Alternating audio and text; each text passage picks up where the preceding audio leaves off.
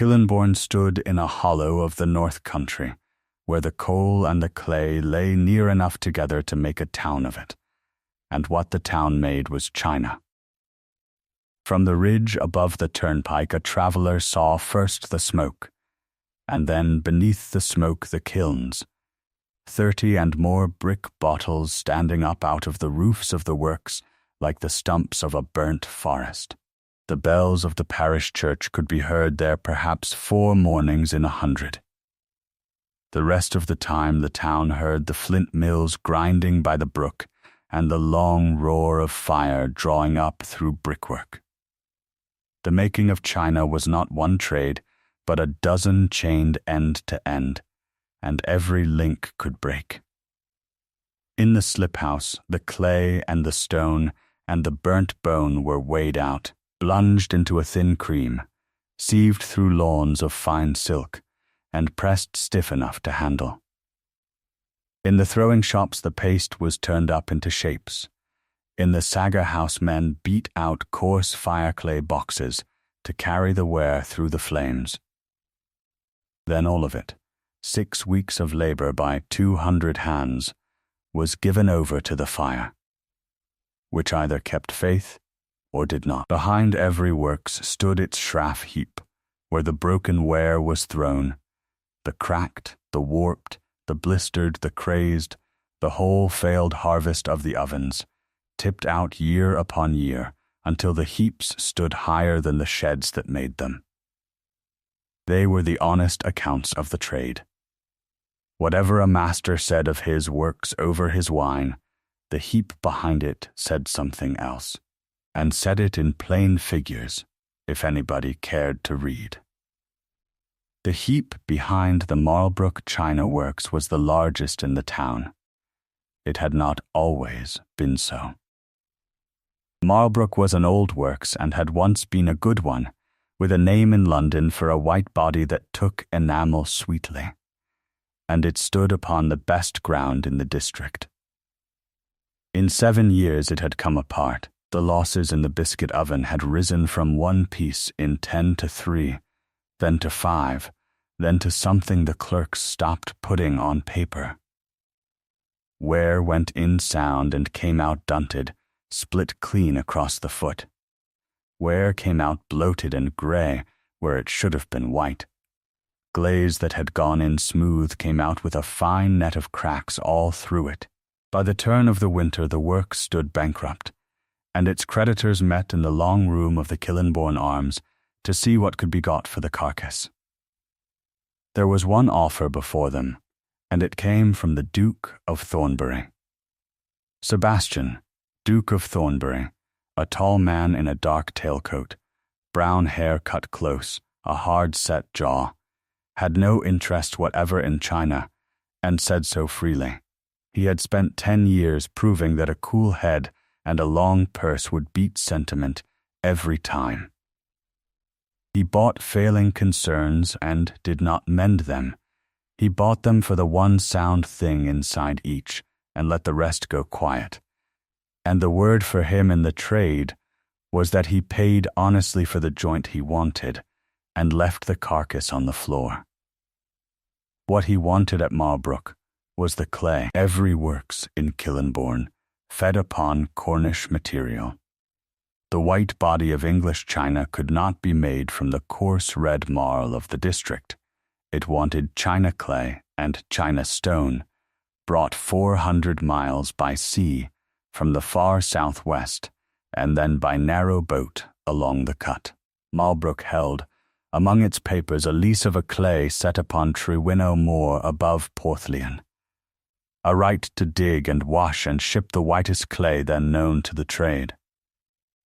The Duke's agent had walked that moor and come back with a report that made his master read it twice. His plan he did not trouble to hide. He would buy the works out of its ruin for a few £100 and take the lease with it. He would draw the fires, sell the ovens for their brick, and lay the yard down to grass. Then he would hold Trewinnow, and every china-maker in the north would come to his agent hat in hand for the raw white earth without which not one of them could turn a cup. It would not be quick money. It would be permanent money, which he preferred, and quiet, which he preferred still more. The creditors were minded to take it, and what delayed them was a lawyer's difficulty. The assignment of the Cornish lease wanted a consent, and the consent an inventory, and the inventory somebody with the keys. Which is how, upon a wet afternoon at the end of the year, the keys and the person who held them came into the long room of the Kilnbourne Arms. Miss Verity Stannard was the last of the Marlbrook Stannards, a slender woman in an ivory and navy gown, chestnut hair drawn back, a steady hazel gaze.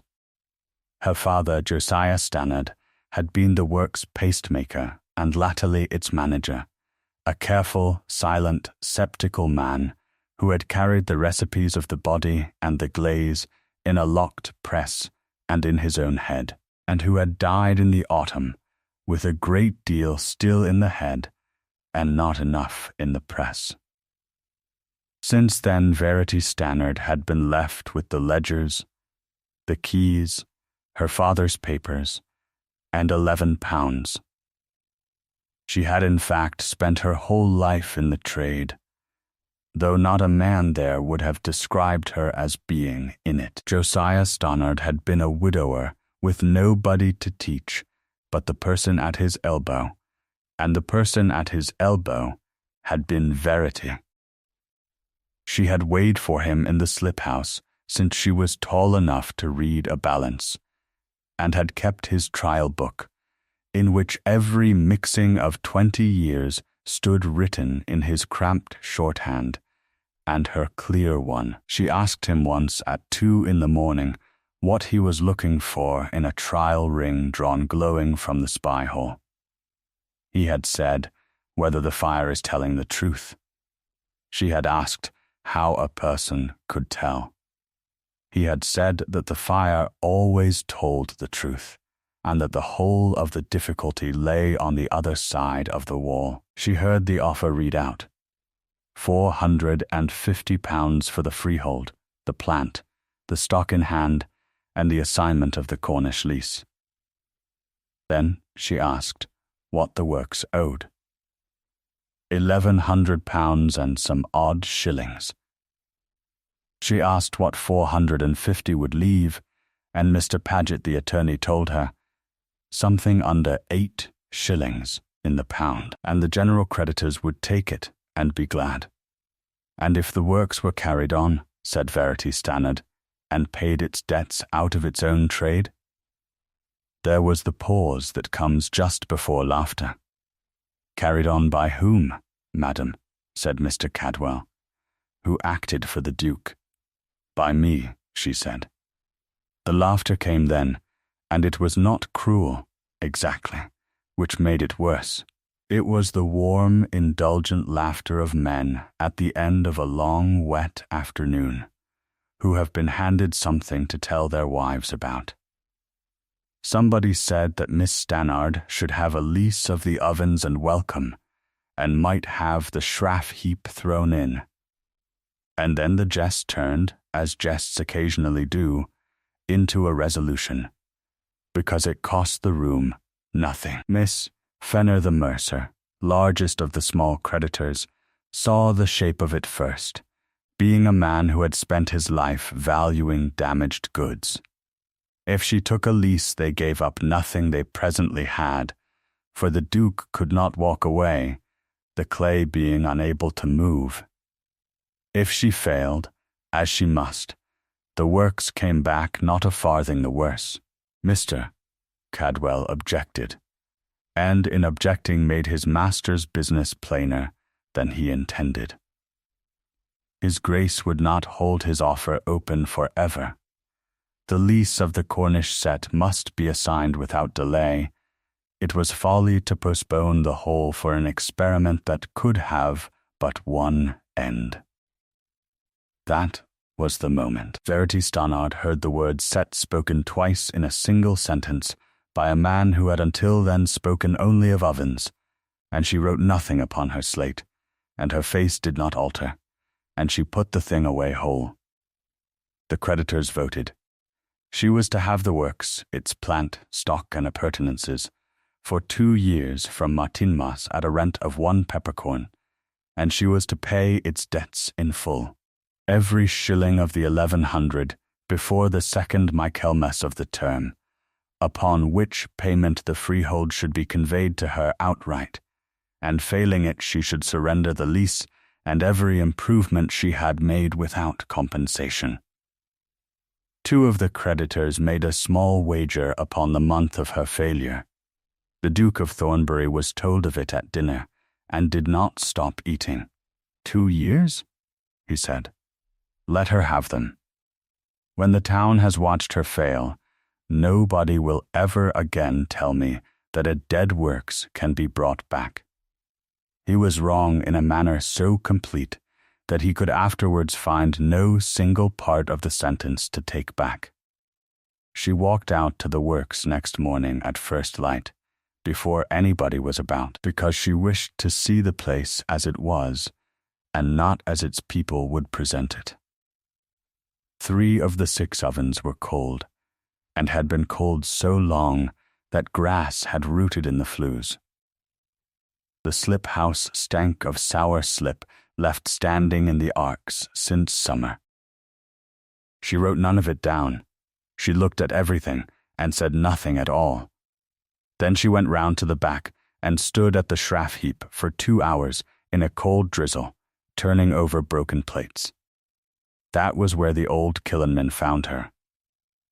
Elias Gorst, a stooped old kilnman in a clay-dusted leather apron, his forearms burn-marked to the elbow, had fired the ovens at Marlbrook for 41 years, had been turned off in the autumn with everybody else, and had gone on coming to the yard every morning regardless, because he did not know what else a morning was for. He came over and said, not very civilly, that there was nothing in that heap but shraff, and a lady would spoil her gown. How long has it been dunting? She asked, without looking up. Gorst stopped where he stood. Dunting was the trade's word for the fracture that comes when hot ware is cooled too suddenly. A clean split about the foot or across a rim, the edges sharp as a knife. Verity Stannard had set out upon a board some 40 pieces, every one of them dunted, laid in the order she had dug them from the heap, so that the newest lay at the right hand. 7 year, said Gorst at last. Give or take. And this? She held up a saucer, grey, white, and puffed, its foot sagged out of round, bloated, overfired bottom oven fault, that too near the mouths. And this? A plate, perfectly formed, across the whole face of which ran a fine crazed net of cracks in the glaze, like the lines in old ice. Gorst's jaw worked. That's crazing. That's nothing. Every works crazes. Every works crazes a little, said Verity Stannard, and set the plate down with the others. I have been 2 hours at this heap, and I can tell you the order in which this works ruined itself, because it is written here. First the dunce, 7 years back. Then the bloating. Then, 4 years ago or thereabouts, the crazing began, and after the crazing the losses doubled. Nobody in this town has looked at this heap since the day it was started. They have all been looking at the workmen. It's the ovens, said Gorst. They're unlucky ovens. They are ovens. They are brick and fire and air, and they do exactly what they are built to do and nothing else whatever. And they have been doing it for 7 years while the whole of Kilnbourne called it luck. She turned and looked at him for the first time. I do not want your opinion of the ovens. I want your memory. When did the coal change? The old man's face did something complicated. Nobody had asked him a question in 7 years. Coal changed the year Raven's pit shut. 7 year come spring. We took Hobley's after. Burns quicker. Burns fierce. He rubbed his jaw with a thumb like a spoon. Made no odds. Coal's coal. It is not. Come out of the rain-misty gorst. I have nothing to give you but a fire and a chair, and I want the whole of it. They sat in the counting-house, the only room at Marlbrook with a sound roof, and she asked him questions for 4 hours, and by the end of it she had the disease of the works laid out before her like a broken watch upon a cloth. The coal had changed, and hobblies burned hotter and quicker than the old pits. That was the first thing. The second was that the works, in the panic of the bad year that followed, had tried to fire more ovens in a month. The manager of the day had cut a day and a half out of the round. He had shortened the smoking, which is the long low fire at the beginning that draws the last water out of the ware. He had hurried the climb. And worst of all, he had drawn the ovens hot, pulling the saggers out while the brickwork was still too warm to touch. Every change had been made to save money, and everyone reckoned a success, because the losses did not appear until the ware was out of the yard. They dunted because you cooled them like a man throwing water on a horse, said Verity Stannard. China does not mind heat. It cannot bear haste. Every split in that heap was made in the last 2 hours of a firing, when the oven was opened. And the crazing? There Gorst had nothing. Crazing came when it came. It was a thing of the glaze. It is a thing of the marriage, said Verity Stannard, and I know when it married badly, because I have my father's book.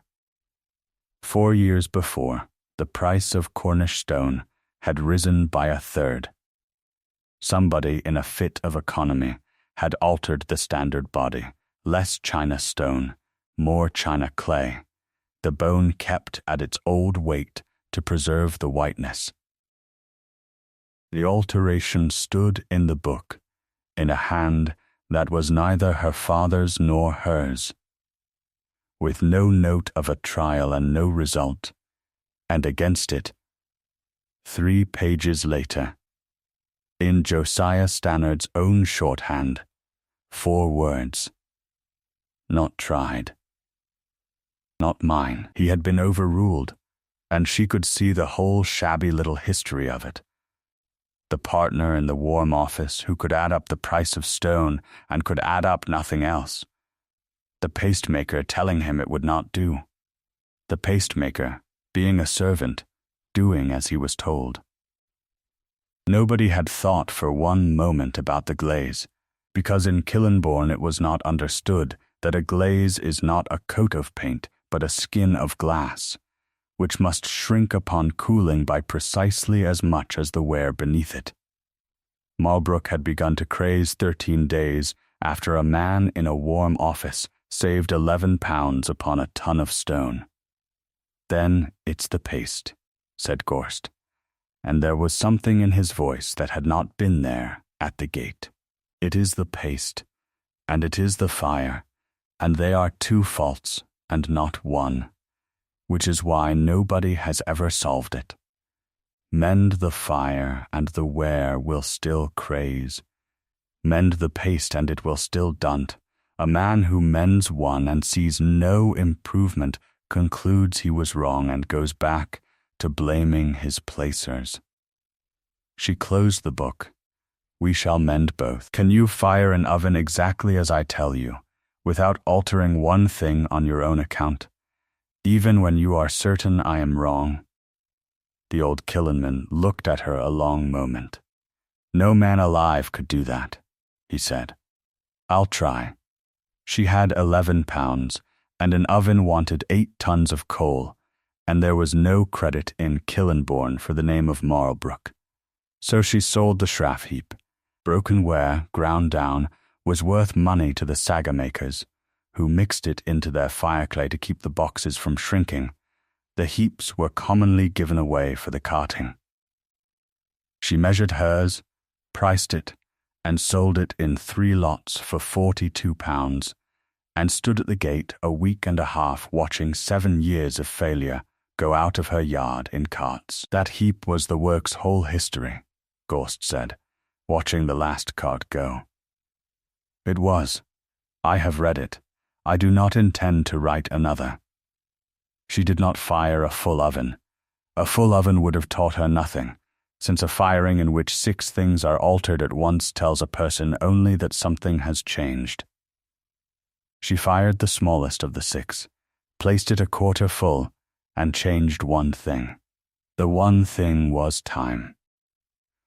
She smoked the oven 2 days and a night at a heat scarcely above a good kitchen fire, until Gorst had reached a state of profanity he had not attained since his marriage. Then she brought the heat on over 30 hours instead of 18, drawing trial rings at the spy hole every hour through the night, and setting them in a row upon the bench, little grey biscuit rings that shrank as the fire did its work.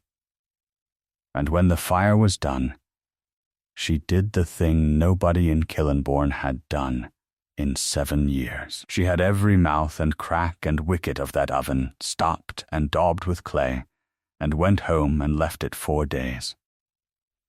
Gorst came for her on the 4th morning, and they drew it together. There were 380 pieces in that quarter placing, and they lost 9. The old kilnman stood in the wicket with a saucer in each hand and could not speak. In 7 years he had not drawn an oven that lost fewer than 100. At last he sat down upon an upturned sagger with his burnt forearms across his knees. 41 year, he said. 41 year, and it was the clock. It was the clock, said Verity Stannard. The paste came next, and it was harder, because it meant taking on the whole of the town's opinion at once.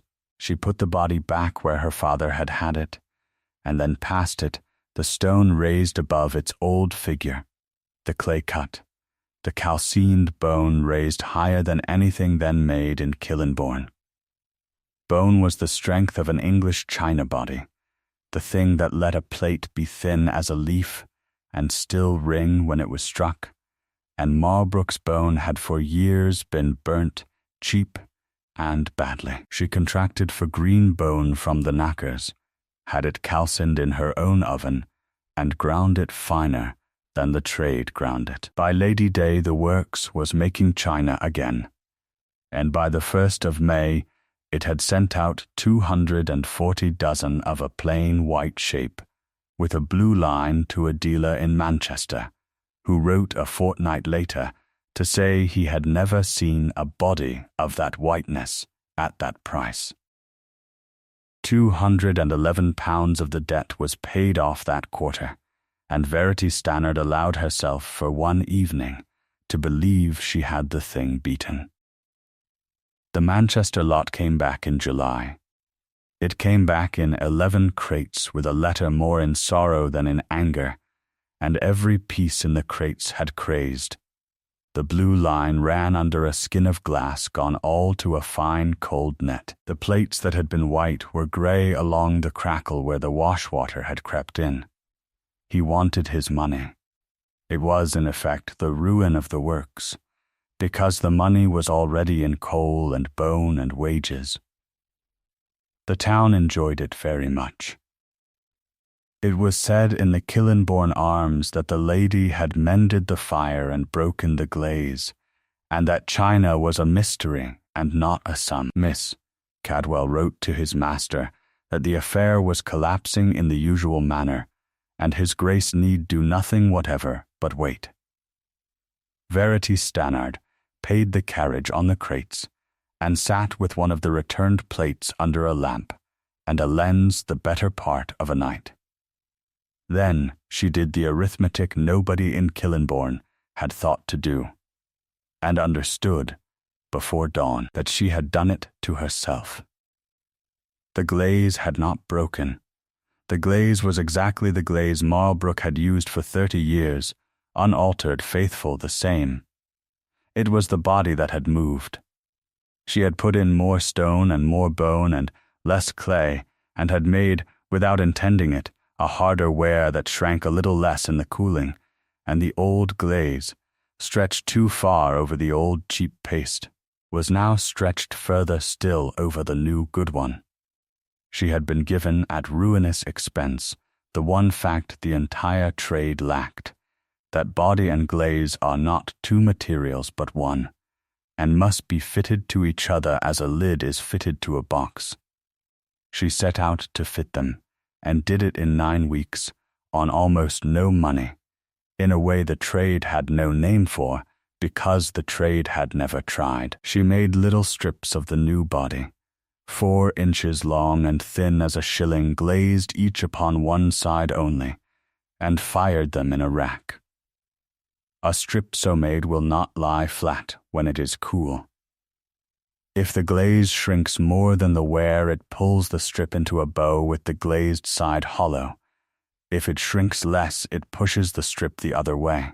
The bow could be measured against a straight edge, so that a person might see at a glance, in a thing 4 inches long, the quarrel that took a month to appear upon a dinner plate. Then she went at the glaze itself, 1 ingredient at a time, 22 mixings in 9 weeks, each fired in a corner of a working oven, so that no coal was wasted upon it. She took the lead down and the stone up, since it was the stone, the ground white rock out of Cornwall, that carried the glass and pulled its shrinkage nearer to the bodies. Batch after batch was laid against the rule, and the bow grew smaller, and turned, and at the 18th mixing the strips lay as flat as if they had been planed. They were also, all 18 of them, ugly. The stone-rich glaze she had arrived at was stiff. It did not run and level in the fire as a soft, leaded glaze ran. It came out of the glazed oven dry-looking, faintly pitted, pinholed where the bubbles had risen and not healed. It fitted perfectly, and it looked like a bad wall. Any master in Kilnbourne would have thrown 9 weeks away and gone back to a soft glaze and lived with the crazing, and every master in Kilnbourne over the next 2 years did exactly that. Verity Stannard did not. She reasoned that a stiff glass wants longer to become itself, that if the fire were held at its top heat, not raised, only held, hour upon hour, the glass would go on flowing after it had stopped growing hotter, and the pinholes would fill and the surface heal.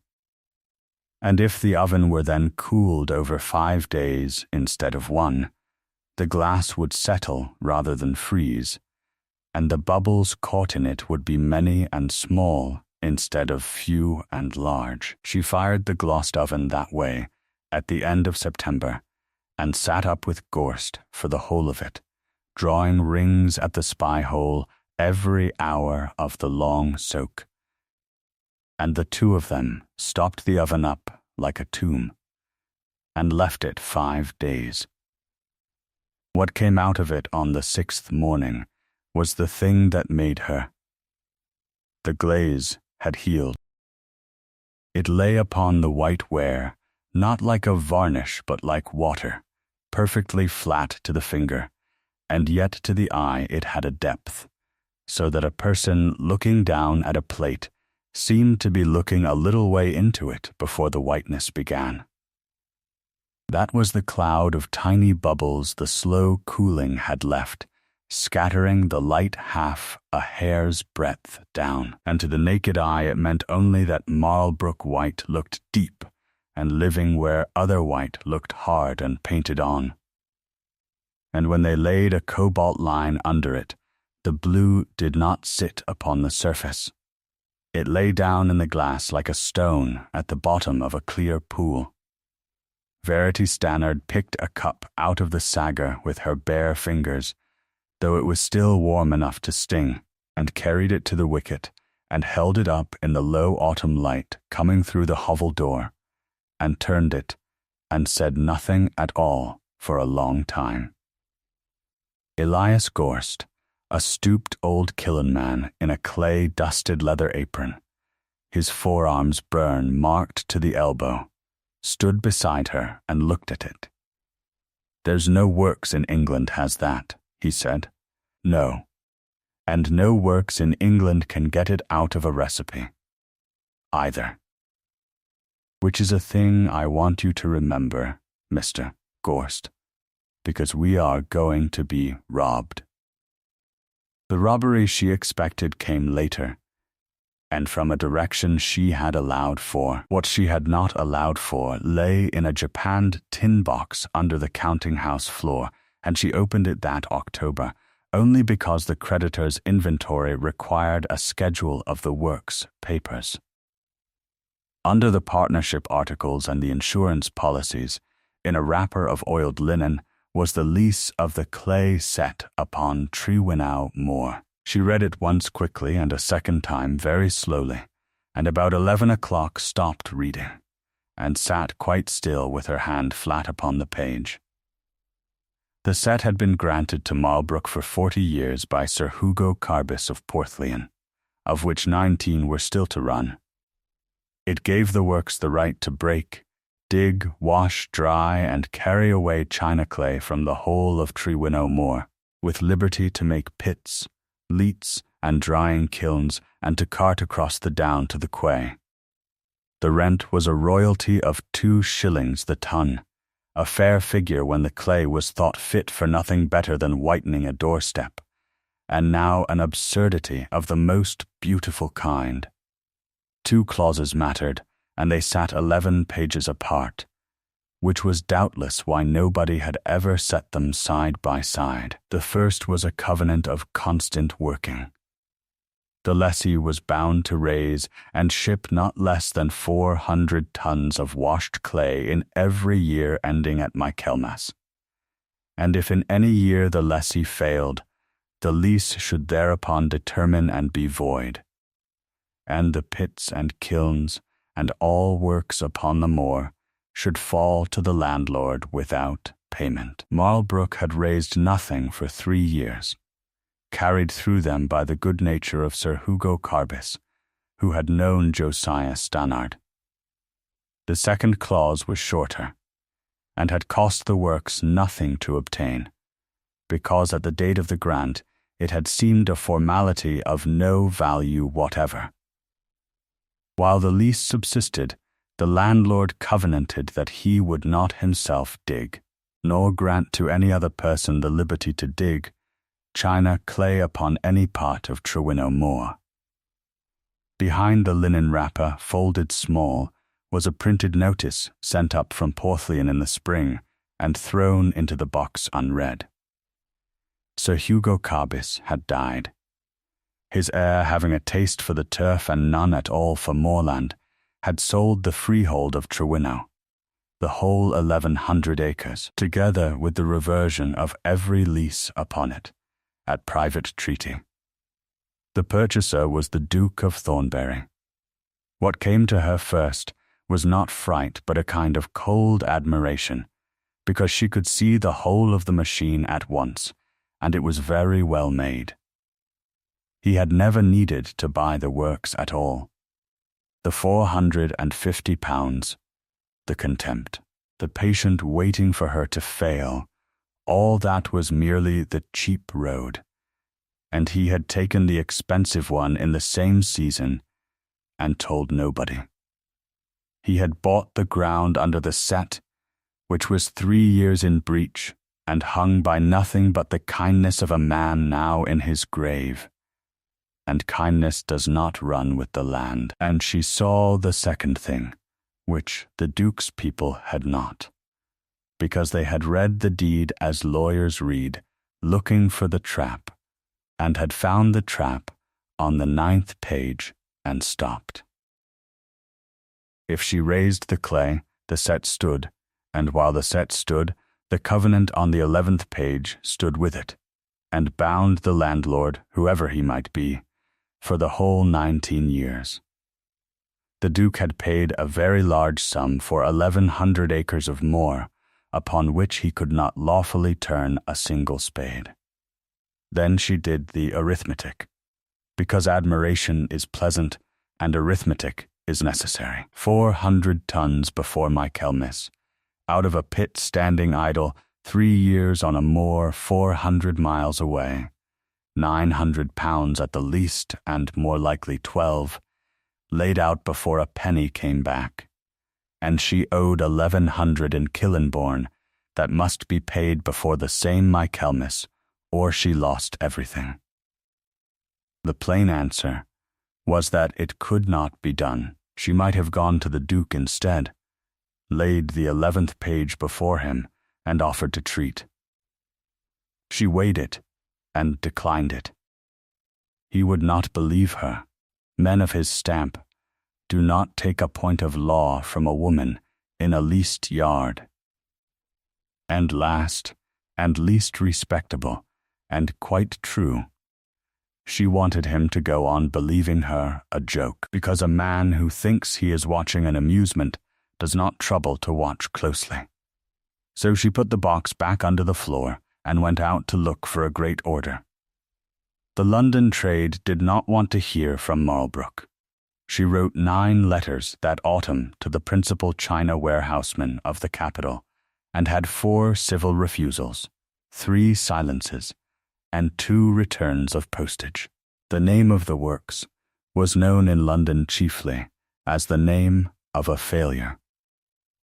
The 10th name on her list was Mr. Barnabas Wren, a spare, precise man in a bottle green coat with ink upon his cuffs, who kept a warehouse behind St. James's, and had the reputation of being the hardest and most honest judge of China in England. He had refused in his time whole services from makers with royal warrants, on the ground that the glaze was thin.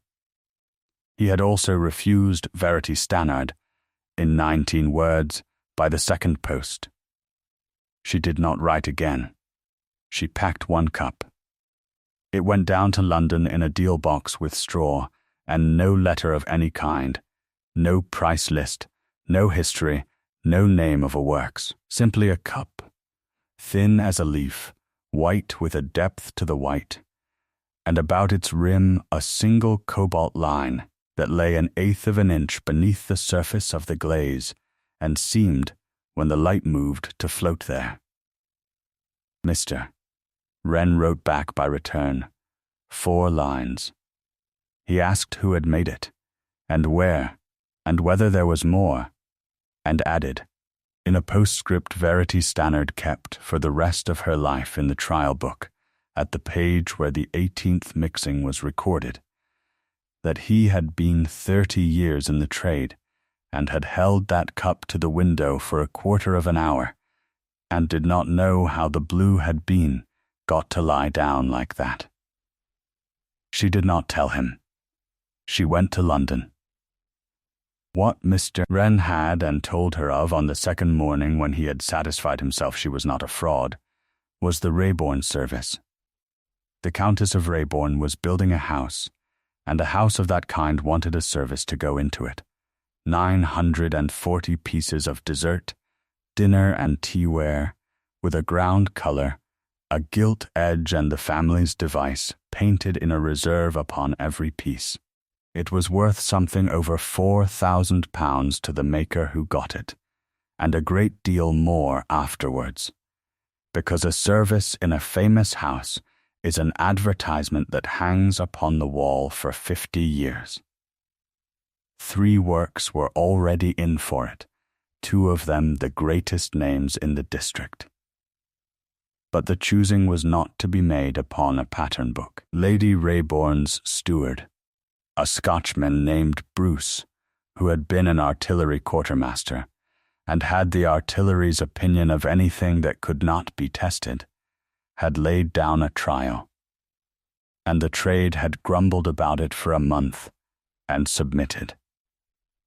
Each maker was to send 6 pieces, glazed and ground-coloured, but plain of ornament, to be used hard in the sculleries of Rayborn House for 1 calendar month among the ordinary ware, by servants who were not told what they were handling. At the end of the month, Mr. Bruce would go over every piece under a glass. What crazed was out. What stained in the crazing was out twice. Then he would fill what survived with water at the boil, and afterwards carry it to the ice house and back to the fire, and any piece that dunted or flew was out. Verity Stannard heard it out and asked one question, whether the pieces might go in unmarked, so that Mr. Bruce should not know whose they were until the month was up. They were all to be sent so, he said, and looked at her over his glasses, and understood her, and did not smile, because he was not a smiling man. But he wrote the name of the Marlbrook China Works in his book with a certain deliberateness. She sent her 6 pieces in December in a plain crate, and went home and thought about clay. Of the 24 pieces that went into the sculleries at Regency House that month, 19 came out crazed. The London decorating house, whose ware had a beautiful, soft-looking glaze, and had been the favourite from the first, lost all 6 within a fortnight. A scullery maid said the plates had gone dull and grey along the little cracks, and she had supposed them old ones from the back of the cupboard. When Mr. Bruce came to the boiling water and the ice house, 3 more flew. 5 pieces survived, whole and bright and free of any crackle whatever under the glass, and all 5 bore upon the underside of the foot the small pressed mark Verity Stannard had cut in the autumn, not a name, for the name of Marlbrook was worth nothing, but a device of 2 crossed rushes from the work's old seal. Mr. Bruce carried them into a dark closet with a candle, and said afterwards that the blue on the teacup looked as though it were under water. The order came to Kilnbourne in January, 940 pieces at £4,100, delivery to be made at Regency House by Lady Day of the year after next. Mr.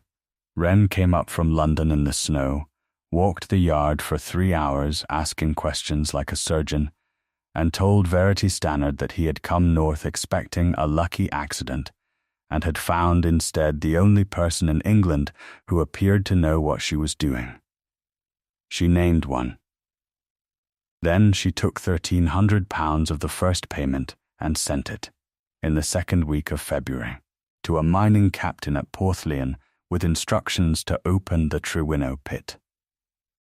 The Duke of Thornbury heard of the Regency service at a dinner in London from a person who thought it a good joke that a house nobody had heard of had beaten the whole trade in a scullery.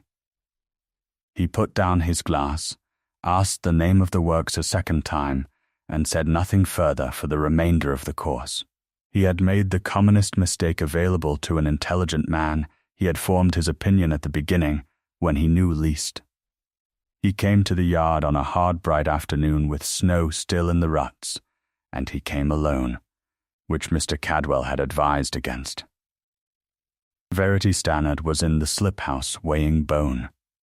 She finished the weighing, wrote the figure in the book, and walked out among the barrows to meet him, wiping her hands upon a cloth, a slender woman in an ivory and navy gown, chestnut hair drawn back, a steady hazel gaze, and a tall man in a dark tailcoat, brown hair cut close, a hard set jaw. "You have the Regency service," he said. "I have. I am told the trial was decided in a scullery. It was decided in a cooling oven some months before Mr. Bruce ever put a plate in water. The scullery only reported it. He asked to be shown the works, and she showed him. He asked good questions. He was not a foolish man, and he had the great advantage of not caring whether he appeared ignorant. So he asked directly what a sagger was for, and what she was doing with a floor of clay lying out in the weather like a ploughed field. She showed him the trial rings from the last firing laid in their row upon the bench, and explained how a person might read the whole state of an oven from a ring of biscuit drawn on a rod through a hole in a wall. At the end of it, he said, "Name your figure." For what? For the lease, the sett, the plant, and your interest in the Rayborn contract. You have £1,100 of debt hanging over you, and a moor 400 miles off that has not been worked in 3 years. I will pay the debts, and £3,000 beyond them, into your own hand. He said it without any air of triumph. He was quoting a price, as he had quoted prices all his life. I do not make the offer twice. No, said Verity Stannard. You have not considered it. I considered it in November, before you thought of making it. £3,000 is what a person is offered who is about to be worth 30. You do not want the works. You want Trewinnow, and have wanted it since your agent walked the moor, and you have been waiting for me to fail so that you might have it for the price of a fair copy of a deed. I am obliged to you for coming yourself instead of sending Mr. Cadwell. It saves us both a fortnight. You are very sure of yourself, he said. I am very sure of the arithmetic. It is not at all the same thing, and it is a great deal more use. He went away without another word and rode 11 miles thinking, and arrived at his own gate having revised, against his will, his estimate of every part of the affair but one. He now believed her able. He did not yet believe her necessary. That distinction was to cost him a very great deal of money. The robbery came in March, out of the slip house. A man named Wardle, who weighed under her and had the run of the standing book of weights, was taken with drink at the Kilnbourne Arms, in the company of a stranger who paid for it, and copied out in 3 nights the whole standard of the Marlbrook body and the 18th mixing of the glaze, and had £50 for the pages. Gorst found it out within the week, and came to the counting-house wanting the man before a magistrate. No, said Verity Stannard. She turned the trial book round on the desk and pushed it across, read me the 51st page. Gorst could not read at all, and they both knew it, and that was the point she was making, and after a moment he understood and sat down heavily. Everything that matters at Marlbrook is in this book, and in your hands and mine, and none of it is in the standard of weights. The weights are 1/3 of it. The rest is 2 days smoking before the heat comes on, 30 hours to the top instead of 18. 11 hours held at the top, when every master in this county would swear the firing finished, and 5 days cooling with the oven stopped like a tomb. Give the weights to any works in England, and they will conclude that the recipe was a fraud. She closed the book.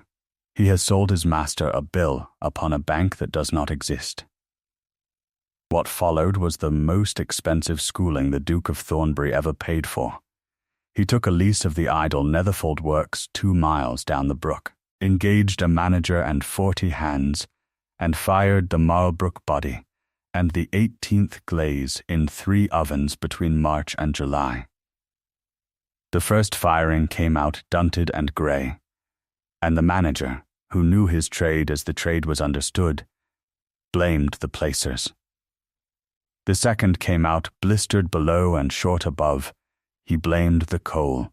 The third was drawn from the glosed oven in the ordinary way after 20 hours of cooling, and the whole of it was dull as a wall and crazed from rim to foot within 5 weeks. The Duke had spent £2,000 discovering that he had bought a list of weights.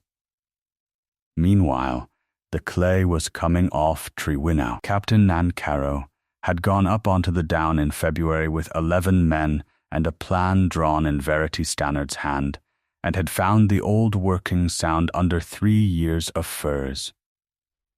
By Lady Day there were 30 men on the moor, washing the clay down with water led 4 miles along the leats, and carting the dry white blocks 9 miles across the down to the quay at Porthlaion, where the coasting craft lay waiting. The craft were waiting because they had been engaged in February. That was the whole of it, and it decided the year. Before ever she sent a shilling into Cornwall, before the pit was opened or a man engaged, Verity Stannard had contracted through a broker at Porthlaion for the entire clay-carrying capacity of that coast for the season. 9 vessels, a third paid in advance. It cost her £400 she could badly spare, because she had heard her father say that a cargo without a bottom to put it in is not a cargo, but a heap. In June the Duke, having begun to understand what the tonnage carts upon his own moor signified, sent his people to Porthlaion to take up every coasting vessel on the coast. They were 4 months late. 2 of his agents, bidding against each other in ignorance, chartered a pair of Bristol brigs at 3 times the rate, which lay at the quay all summer with no cargo, and when the account was laid before him he looked at it with the flat expression of a man beaten at chess by a move made before he sat down. She engaged them before she owned a spade, he said. Before there was clay to carry, before she knew whether the pit would open, before the Rayborn contract was signed. She bought the carriage first. That is not luck, Cadwell. That is a person who has thought further ahead than I have. And I should like you to tell me plainly how much further. Because I find I no longer know. They raised 431 tons before Michaelmas, and shipped every one of them, and Captain Nancarrow's certificate and the 9 masters' receipts went up to the landlord's agent by the first post of the 29th of September. The covenant of constant working had been performed. The Trewinnow sett stood, and would stand for 18 years more, and the Duke of Thornbury's 1,100 acres became, from that day, ground upon which their owner might walk and shoot and build and do everything in the world except dig. The other reckoning fell due the same week in the long room of the Kilnbourne Arms, and they came, all of them, out of a curiosity that had been mounting in the town for a year and 10 months. Verity Stannard set a locked box upon the table where the Duke's offer had lain and paid £1,106 14 shillings, in full, in the presence of them all.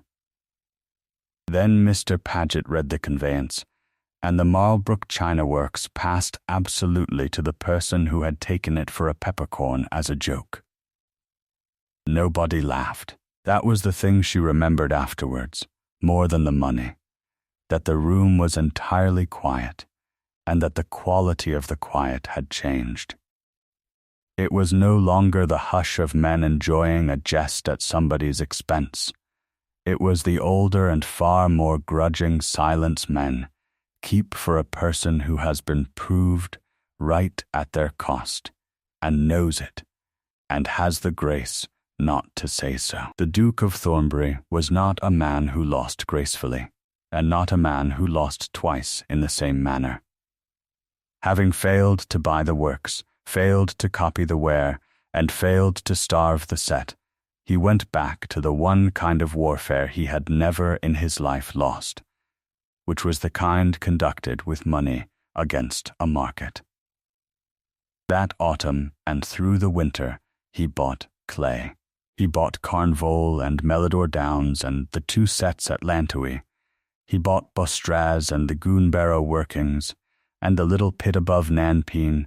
He bought leases, reversions, royalties, and the freeholds under them, quickly and quietly and at prices nobody had ever paid for moorland. By February there was not 100 weight of china clay raised anywhere in the kingdom that did not pass at some stage of its journey through his hands, except Trewinnow, which he owned and could not touch. The logic of it was sound and ruthless. If he could not have her clay, he would have all the other clay there was, and then the whole northern trade must come to him, and a works, however well managed, cannot sell into a district that has been strangled. Sooner or later, Marlbrook would want more clay than one moor could yield, or a market with money in it, and either way its proprietor would sit down at a table and assign the sett. He put his prices up at Candlelit to every works in Kilnbourne by 1/2. 2 of the smaller works stopped their ovens within the month. And Mr. Cadwell came out to Marlbrook in a chaise and laid before Verity Stannard an offer of clay at the old price, guaranteed for 20 years, in consideration of the assignment of the sett upon Trewinnow Moor. She read it through twice, which she did with everything, and said that she would give his grace her answer at Lady Day, in that room, if he would do her the honour of coming himself. He came. The counting-house at Marlbrook had a tall window facing south-east over the brook, and at that season the morning came into it early, and lay in a broad amber bar across the long table. The only ornament in the room was a shelf on which stood one plate of every kind the works had made since Martinmas of the first year, the grey dunted rubbish at the left, the bloated saucer, the crazed plate that had come back from Manchester, and at the right-hand end, in the sun, 3 pieces of the Rayborn service. Verity Stannard sat at the head of the table with the ledgers open before her. Mr. Cadwell sat at the foot with his hat upon his knee. The Duke of Thornbury stood in the sunlight on the far side, having declined a chair. "Your answer," he said. "My answer is no, and then a proposal. You will want the reasons first, or you will not credit the proposal." She turned a plate face down upon the table and pushed it toward him. "Tell me what is in that." "Clay," he said. "Cornish clay, stone, flint, and burnt bone, in proportions I have paid £2,000 not to learn. You have the proportions. Wardle sold them to your people last March for £50, and I let him do it. You never read them, or you read them and did not see what you held. In the body that made that plate, the china clay is the smallest part of the 4, less than 1/3 of what your manager at Netherfold was buying in. I took the clay down and put the stone and the bone up." She turned the plate over. "You have cornered the material my works needs least of any in this room." There was a silence. "Go on," he said. "What it needs most is china stone, and after that calcined bone, and after that flint. In February of last year I contracted for the whole output of the Tregonning and Carnsew stone quarries for 7 years, and for the bone of every knacker within 40 miles of this yard. It cost me £890, and nobody bid against me, because stone and bone are not romantic." She closed the ledger. "You bought the material the trade talks about. I bought the material the trade uses. There is your position, and I will put it plainly, because you have been honest with me from the first. You own every clay pit in the kingdom but one, at prices that assumed a trade able to pay. You own 1,100 acres of the best clay in England, upon which you cannot lawfully turn a spade for 18 years. You have raised your price by half, and 2 of your customers have gone out this month, and the rest are buying less than they did. And you have in the whole of England exactly one buyer left, who is solvent, expanding, and able to take your entire output every year without haggling. She folded her hands. A corner is worth only what it can be sold for, and you have arranged matters so that there is nobody left to sell to but me. The Duke stood very still in the amber bar of light for what seemed to Mr. Cadwell an extremely long time. And the proposal, he said, I will take your whole annual raising, every ton of it, at Porthlane for a term of 12 years. She turned the ledger round and set her finger on a figure, at that price for the first 3 years. It is below what you have paid for it, and I shall not pretend otherwise. After the 3rd year it rises upon that scale, and by the 7th it is a price you may live upon handsomely, and by the 12th a better price than the trade paid before you ever went into Cornwall. You could have the whole 12 years at the low figure, said the Duke. I am not in a position to refuse it. You are not, and I do not want it. A supplier I ruin is a supplier I must replace, and there is nobody to replace you with. I would rather have you rich in 9 years than broken in 2. She turned a page. There is one thing more, and it is the part you will like. I will covenant to raise from Trewinnow not 400 tons but 1,200 every year for the whole remaining term. The royalty is 2 shillings the ton, and it is payable to the landlord. And you are the landlord. I propose to triple the income of ground that has been worth nothing to you since Michaelmas, at my own charge, because I want the clay. Mr. Cadwell came half out of his chair to say that this was extraordinary, that his grace must take advice, that no such instrument should be executed upon a morning's notice. Sit down, Cadwell, said the Duke of Thornbury, without turning round. He came forward and read the scale of prices through with the care of a man who has learned, expensively, to read things through. You planned this in February of last year, he said. I planned the stone and the bone in February of last year. I did not know then that you would buy Cornwall. I hoped you might. She said it without any triumph at all, which he found harder to bear than triumph. You are a very able man, and you have one habit a person may set a watch by. When you are crossed, you buy the thing that is scarce. I made certain, a year before you were crossed, that the thing that was scarce was not the thing I needed. He laughed then, a short, harsh, entirely genuine sound that startled Mr. Cadwell more than anything else that morning. Give me the pen, he said. The instruments were executed in that room before noon, the supply agreement for 12 years, the covenant of increased working, and a deed of release by which the Duke of Thornbury acknowledged the Trewinnow sett and abandoned every claim to forfeiture.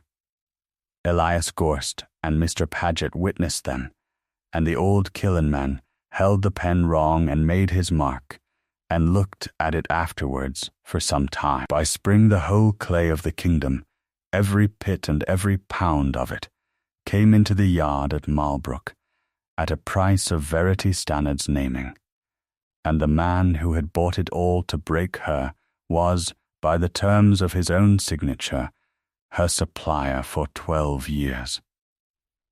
The Rayborn service went south in April, in 140 crates, packed in straw, by men who had been turned off in the autumn of the first year, and had come back for want of anywhere else to go.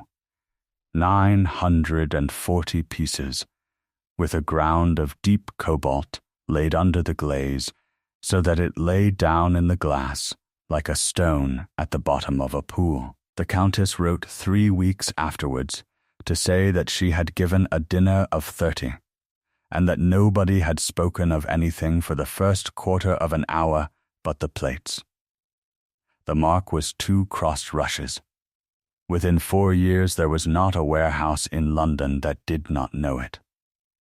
Mr. Wren took the London trade upon a 5-year covenant and renewed it 3 times. The works ran 9 ovens under 6 hovels, and the losses in the biscuit oven settled, and stayed for 20 years, at something under 2 in the 100, which no works in Europe could match, and which a number of very distinguished men came a very long way to fail to explain.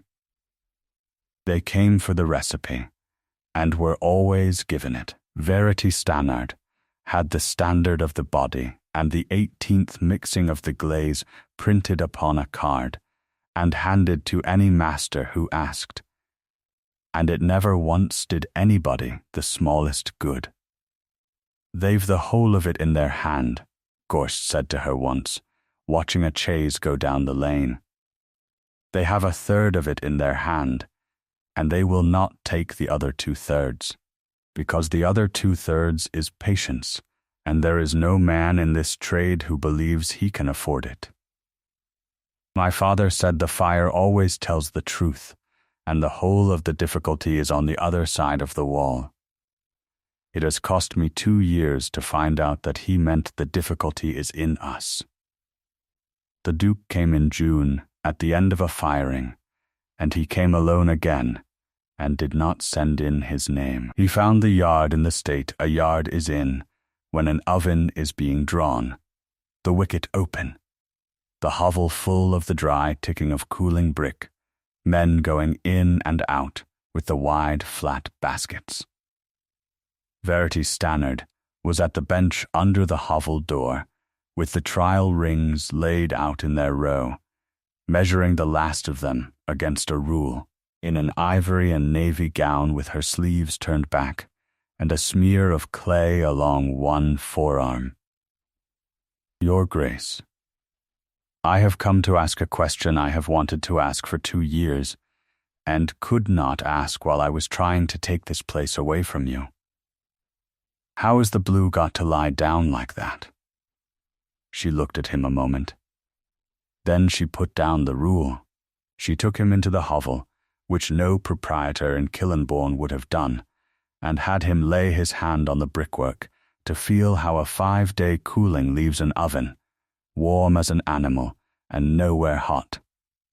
She showed him the pinholed strips from the 14th mixing and the flat-heeled ones from the 18th, and made him lay them along the rule himself and see the bow of them, and told him that this was a quarrel between 2 shrinkings, and that the whole world's crazing was in it.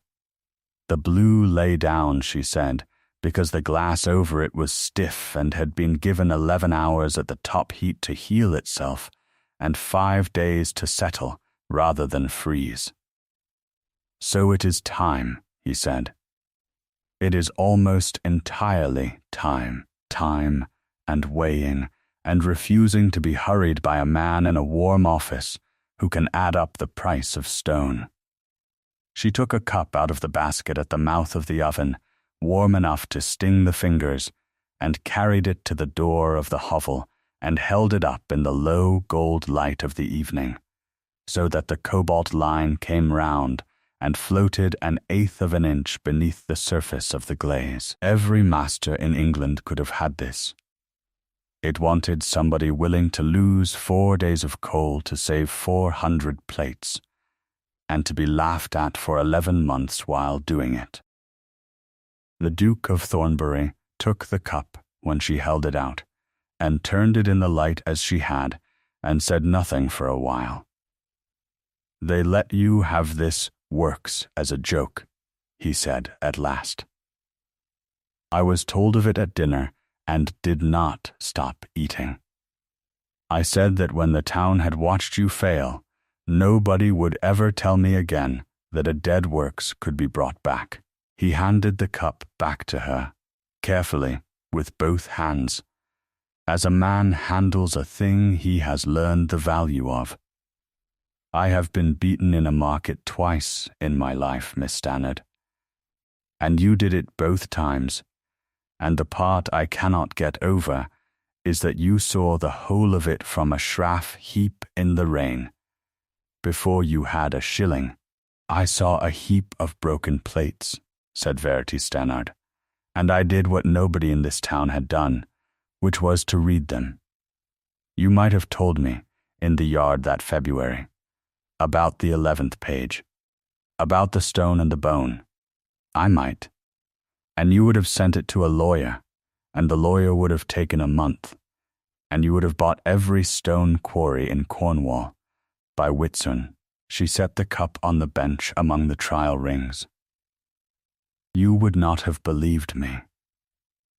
Men of your kind do not take an unwelcome truth from a mouth they have already decided to find amusing. You had to be shown it by the only voice you have ever really trusted, which is a column of figures with your own name at the bottom. He took that without flinching from any part of it, and it was, she thought, the first entirely admirable thing she had ever seen him do. I am your landlord and your supplier, he said, and by your own arrangement I shall be rich again in 9 years upon terms you chose. It is an uncomfortable position for a man who came here to close this place and lay it down to grass. It is the position of a partner who has not yet been asked, said Verity Stannard. She took up the trial book from the bench, opened it at the page where the 18th mixing was written, with Mr. Wren's 4-line letter still folded at the place, and turned it round so that it faced him in the last of the amber light coming across the yard. I have the works and the moor and the London trade, and I do not want your name over my door. I have my own there. And it took a great deal of getting. But there are 7 pits in Cornwall that want a man who can buy land and manage men and be trusted in a room where the money is, and nobody in England understands better than you do what it costs to mistake the material that is famous for the material that is necessary. She dipped the pen and held it out to him across the book. I could use you at the Cornish end, if you can bear to write your name beneath mine upon a paper you did not draw. It was the offer of a partnership, and they both knew it was more than that, and neither of them said the more of it aloud, because they were people who counted before they spoke. He looked at the pen, and at the steady hazel gaze behind it, and at the book that had beaten him more thoroughly and more fairly than any man ever had, and Sebastian, Duke of Thornbury, who had bought every clay pit in the kingdom in order to break one Bankrupt China Works in the north, reached across the bench and took it. "Show me," he said, "where you would have me sign." And Verity Stannard, who had been let take the Marlbrook China Works as a joke, and had by that spring made herself the landlord's tenant, the landlord's buyer, and the only person in England the fire had ever told the truth to twice, turned the book toward him in the warm gold light of the drawing oven, and showed him.